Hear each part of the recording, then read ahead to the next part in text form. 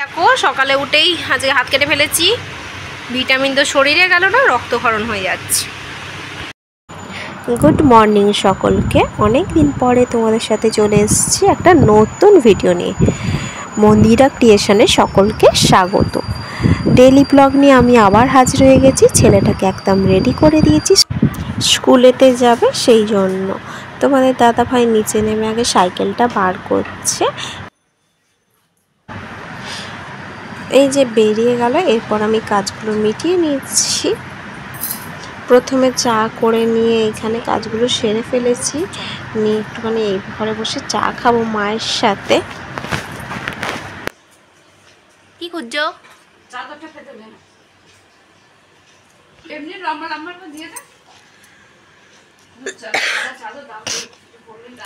চা কোথায়?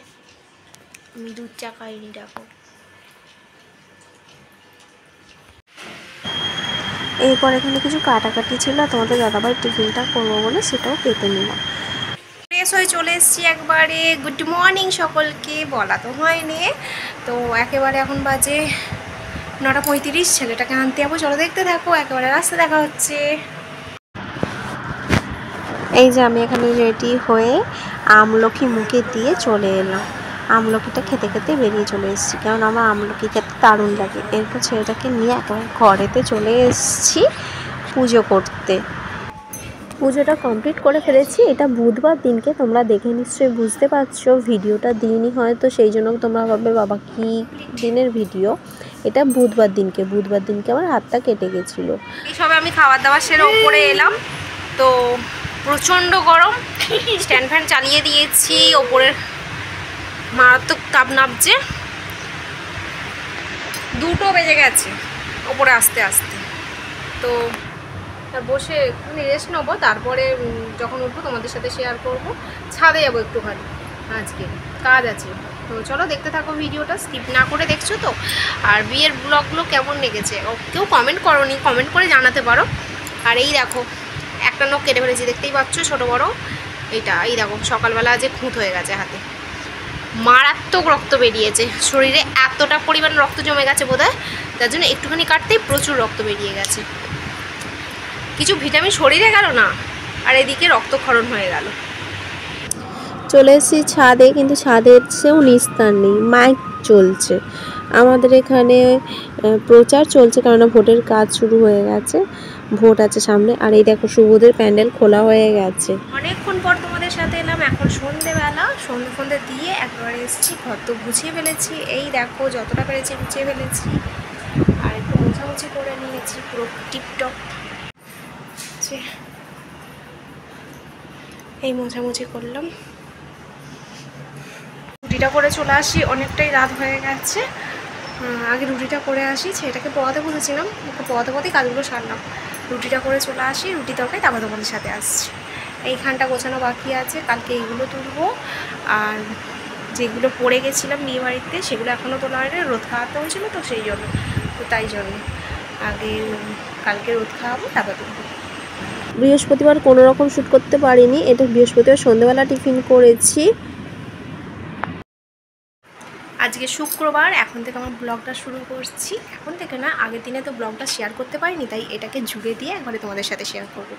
তো আজকে ওদের স্কুলে ছুটি পড়বে, আজকে হচ্ছে 17 তারিখ, 17ই মে, শুক্রবার। তো এখন থেকে আমার ব্লগটা শুরু করছি। এখন আমি ছেলেটাকে আনতে যাবো। এই যে বিছানাটা এই অবস্থা হয়ে আছে, ঘর ধরে এসে আমি গোছাবো। দেখো কি অবস্থা, বাইরের একাটো হয়ে আছে, এইগুলো সব এসে গোছাবো। চলো ভিডিওটা স্কিপ না করে দেখতে থাকো। আর কালকে কোনো ভিডিও শ্যুট করতে পারিনি, কারণ কালকে আমার শরীরটা খুব খারাপ ছিল, কেন জানি না, মাথাটা পুরো ধরেছিল। শরীরটা খারাপ বলতে মাথা ঘুরছিল, এরকম অবস্থা। তো গা হাত পা যন্ত্রণা, মানে একটু জ্বর মতো এসেছিলো।